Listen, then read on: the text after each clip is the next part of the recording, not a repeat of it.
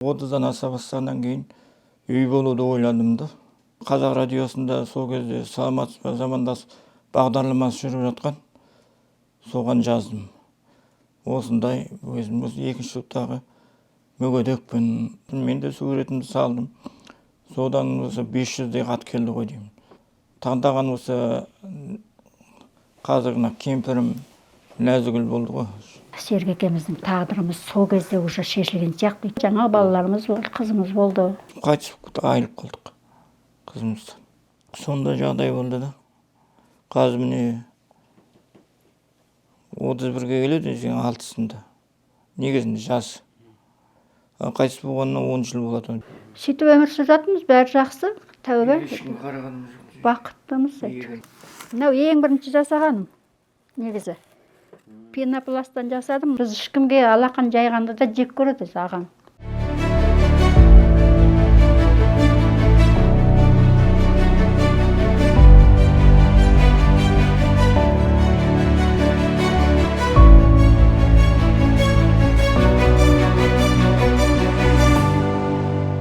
Қызылорда облысы Арал ауданында дүниеге келгем. Сол жақта 10 жылдық мектепті бітірдім, орта мектепті. Содан кейін Чимкентте оқыдым, бухгалтерский курсын. Содан кооперативный техникум бітірдім. Содан бастап жұмысқа кірістім, жұмыс істей бастадым. Әртүрлі салаларды істедім, Госбанкте, областной общество знаний деген мекемеде, коммунальныйде, сол расчетный бухгалтер, яғни старший бухгалтер болып жұмыс жасадым. Содан оқуымды жоғарылатайын деп, Волгоград Ресейге барып оқып келдім, институт.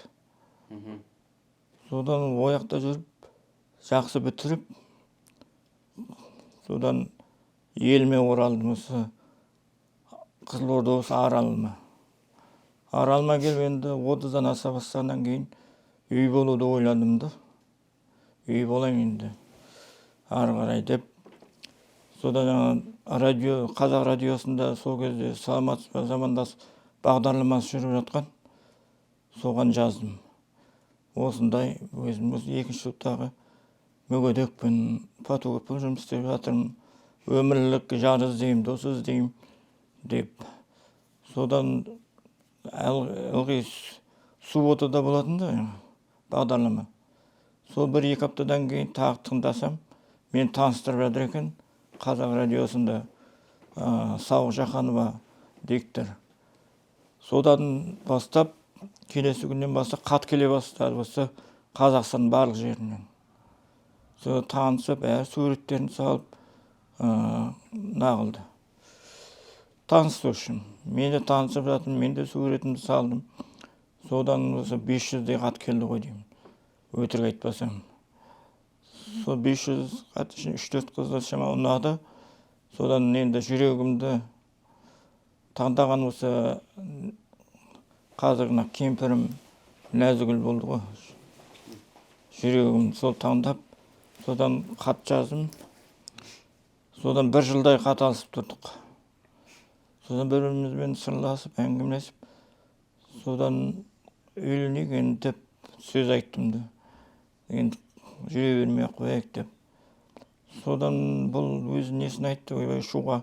Мен Аралға шақырдым да. Туған күніме кел, сосын сөйлесейік деп. Бұл шуға қанатым жоқ. Мен ауылда, Көгедай ауылында, туған жерін Көгедай ауылы ғой, Зайсанның. Содан шығып көрмеген екен, сосын қой, онда жарайды, онда мен барып қайтайын сендер жаққа деп.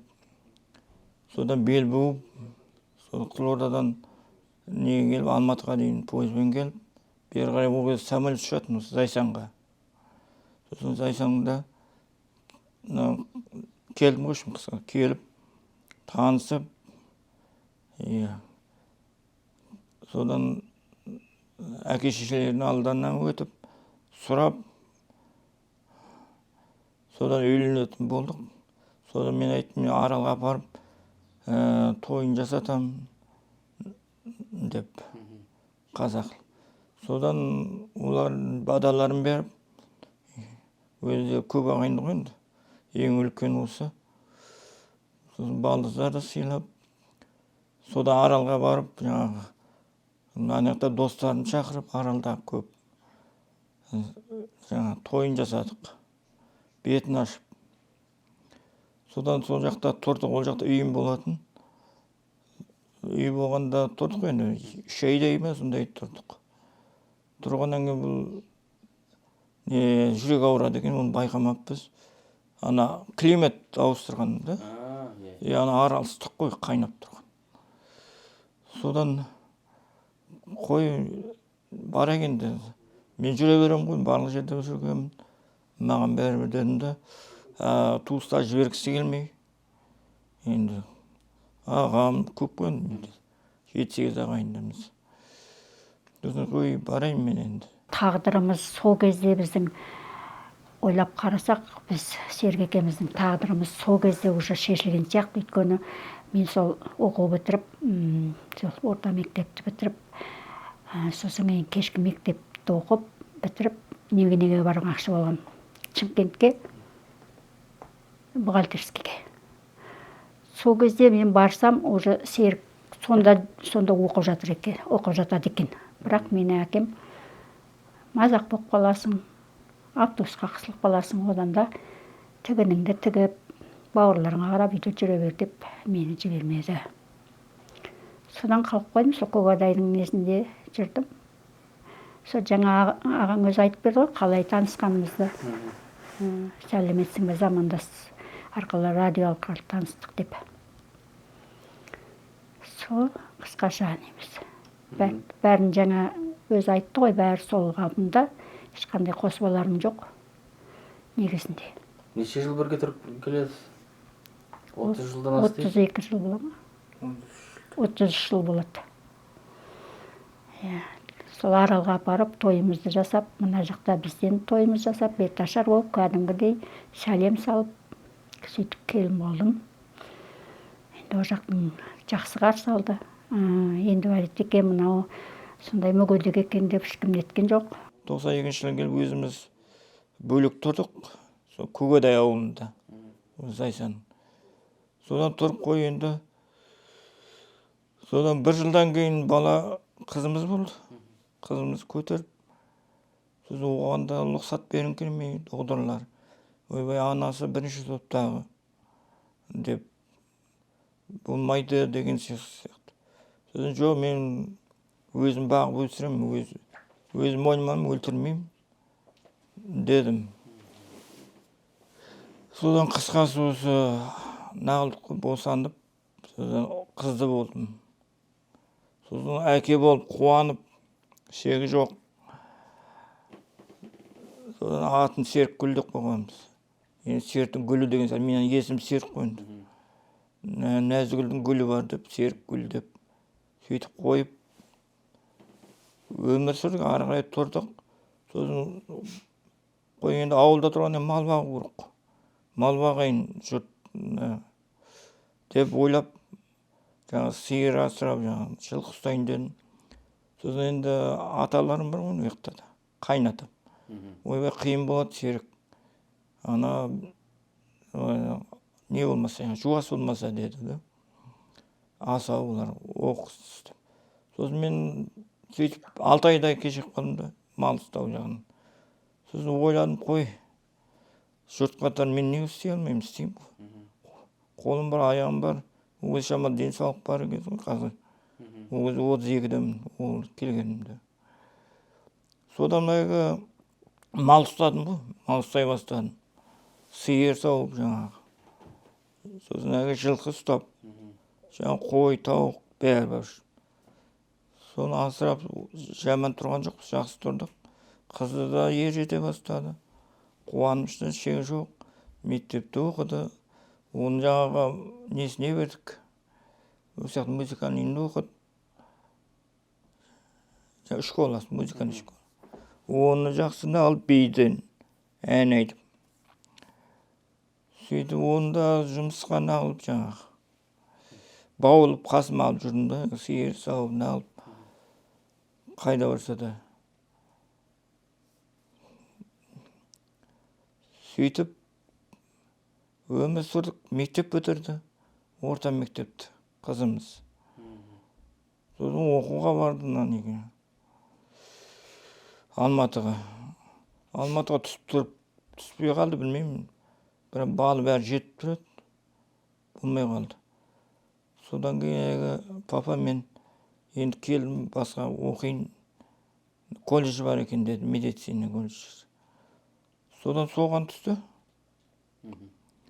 Содан кейін сол жақта жігітпен танысып, осы мына жердегі неме тұғылды.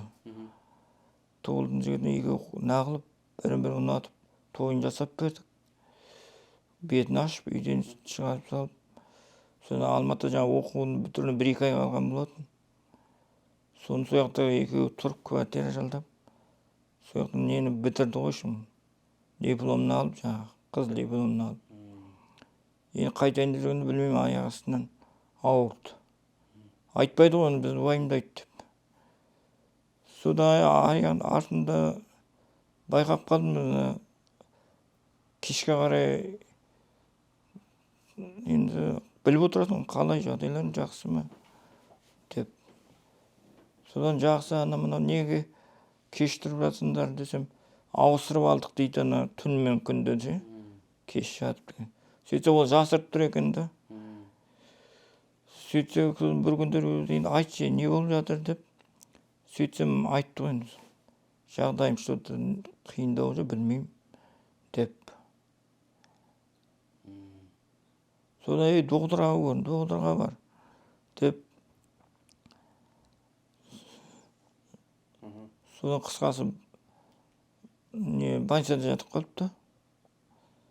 Содан уайымда бойлап, содан шешесін жібердім. Барып беріп қайтшы, Нәзігүлді. Неге автобусқа салып жібердім. Содан барсам, сол ауырып қалыпты ғой. Ауырып қалған, қандай больница деп еді өзі? Қалқаман больницасына барып жатқызыпты. Содан не болғанын біз де білмейміз. Өмір болып көрмеген нәрсе онды. Жаңа немен дейді? Лейкоз деп айтты дейді. Содан ой, папа, мен сенбеймін оған. Мынаны сөйтіп айтып жатыр, деді. Сосын мен айттым, мүмкін қателесіп тұрған шығар олар деп. Сосын амал жоқ, сода жатты. Сосын мен де бардым шыдамай. Содан кәдімгідей жүр, сап-сау енді, аяқ қол сау. Сақылдап, қуанып, күліп, бар құшақтап адам. Содан аяқ астына Астанаға апарайық деді. Астана бір не керек екен, докторға апарып немеді? Квота. Содан ана жақта Алматыда туыстар бар жатыр ғой. Сол жаққа прописка қойып, мына жақтан шығу керек, сонда квота алуға болады деп ше. Сөйтіп едік, енді содан осы жақта тұрып пропискада. Прописка тұрғаннан кейін жаңа енді кім барады ол жаққа деді. Сосын мен жарайды, мен барып шығара салайын деп. Содан осы жаққа өзім келдім ғой, пропискадан шығара салайын деп. Содан келіп жақсы жерге барып пропискадан шығардым. Сол шығарып, сол қайтар күні адам чувствует етім, жүрегің ауырды ма, автобус ішінде. Үйге жеттім. Ана шығарып тастадым да, үйге келіп, алдым, хабарласты. Содан Нәзігүл хабарласты. Мына кемпірім. Содан бұл айтпайды, жылап тұр. Не болды? Жақсы бәрі деп. Содан артынан жаңа аталар үлкен кісілерге айтқан ғой, Серік бірдеме нағып жүр, ауырып қалар, сендер барып жеткізіңдер.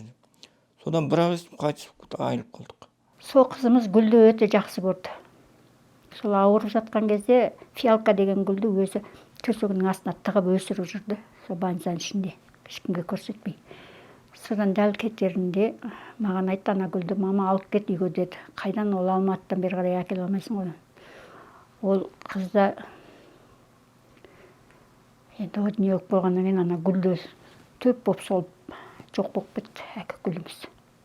Содан осы жаққа келгенде гүл өсірдім көп. гүлдер өсірумен айланыстым.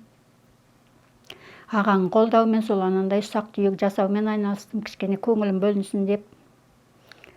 Жасап алған ағаңа көрсетем, мынау қалай болып тұр деп. Ана бұрын сурет салып жүретім, ол сурет салғанда да бұрын қызымызға ағаңа көрсететін.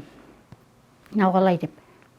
Бір жолы Абай Құнанбаевты салып ағаңа көрсетсем, ағаң айтады, Абай Құнанбаевың дар жақ болған ба деп сөйтсем, қалдыңдап айтады, сөйтсем, оның мына жеріне көлеңкесі көкшіл болып қалған ба, удар деген сияқты болып қалған ғой. Әгіні жөндедім, қайтадан салдым Абайды. Абайды 2 рет салдым. Біреу жас Абай, біреу кәрі Абай. Одан кейін солар дайындалып жүресің ғой, сурет салуға дайындалып іште өзің ойланып сөйтіп жүресің ғой. Сонымен бір күні Абайды салсам бекен, Жамыл Жабаевты салсам бекен деп ойланып жүргенде қызыма айттым, қайсысын салсам екен деп сөйтсем, қызым айтады ғой, мама, Жамыл Жабаев қиынырақ, беттерінің шұқырлау, әжімдері көп, Абай кішкене оңайлау деп маған сөйтеді ғой. Содан Абайды салдым 2 рет. Сол. Қазір міне 31-ге келеді, 6-сында. Негізінде жас. Қайтыс болғанына 10 жыл болады, 5 мартта ше. Өзімен 5 жасап, сапоник болып істедім. Енді көбінесе бухгалтерлікпен шықтым пенсияға. Бухгалтер болып. Мұғалім, фотографпын деген сияқты. Мысалы, мынаны бүйтіп тігіп отырғанда, миыңдағы мусорлардың бәрі кетіп, ештеңе ойламайсың. Сен тек мынаны, осыны тігу үшін, әрбір несін тігу үшін, соны ойланып отырасың. Сонда миың тазарады. Тамағын бәрін дайындап, нетіп аласың деп, әредік кезінде отырға осыған миыңды тынықтырам мен, осы істеп. Бұдан бұрын мен сол нелерді істеп жүргем, жаңа сувенирлерді. О да жақсы. Мына сувенирді қалай жасадыңыз, апай? Енді бұл. Немен жасадыңыз? Бұл мынаның арты пенопласт. Мен неше түрлі нәрседен көрдім жасап, бірақ олар болмайды екен. Содан мен жеңіл болу үшін мына пенопласты немен қаптадым. Гипсовый лентамен қаптадым да, сосын мынаның бәрін өзімнің неменемен пластилин сияқты жасаймын, қайнатып. Әртүрлі нәрсе қосам оған енді. Соны қайнатып, соның кейін мынаны бүйтіп аттың сурет салып, соған жапсырам. Соның бетіне лақтаймын. Қанша уақыт кетеді? Мысалы, Ондай, мынандай жылқылар, нелер жасағанға бір 3-4 күн кетеді. Ал анандайларға онша көп ойланбаймын. Мынау ең бірінші жасағаным, негізі. Пенопласттан жасадым, мынаның бетіне, мынау немене. Мынау салфетка, ДВП клеймен клейлеген салфетка. Мынау жаңағы сияқты қайнатылған нәрселер. Мынау да сол, қайнатып бәрін ет жасаған, мынаның ішінде темір. Мынау түсіп кетсе құламасын деген темір. Мыналардың бәрі сондай қайнатылған пластилин сияқты өзім жасаймын. Қайнатып, кәдімгі қоспаларын қосып, ол кепкеннен кейін вообще немене болып қалады. Бала кезден жасап үйрендіңіз бе? Жоқ, бұны кейіннен. Бала кезден... Қайдан үйрендіңіз өзіңіз? Ютубтен қарадым. Ютубтен қарадым. Ютубтен қарап жүрсіз? Ютубтен қарап істедім, содан керек нәрселерімді сол ағаңа айтып, алдыртып алам. Базардан осындай керек болып тұрмаған. Зайсанда жоқ екен, Алматыда бар екен, тапсырыс берейікші, соны алайықшы деп. Ағамыз сіздің рухани да қаржылайды демеушімізге, солай ба? Иә, рухани да қаржылайды. Көңілім кішкене түсіп қабағым нетіп отса, көңілдендіреді. Өзінің несін айтып. Сол қолдаушым ғой. Қолдаушым да, қорғаушым да бар. Осы ағаң болып тұр қағаз. Алақан жайғанды да жек көреді ағаң. Ондай не жоқ. Ана ауылда тұрғанда бақша, отын бәрін ектік қой. Мал асырады, сонда да балдыздарына біреуіне, әй сен ана малымды қайыр, не болмаса сен мына отынға көмектес деп айтпаған. Өз несімен. Сөйтіп өмір сүріп жатырмыз, бәрі жақсы, тәуба. Бақыттымыз.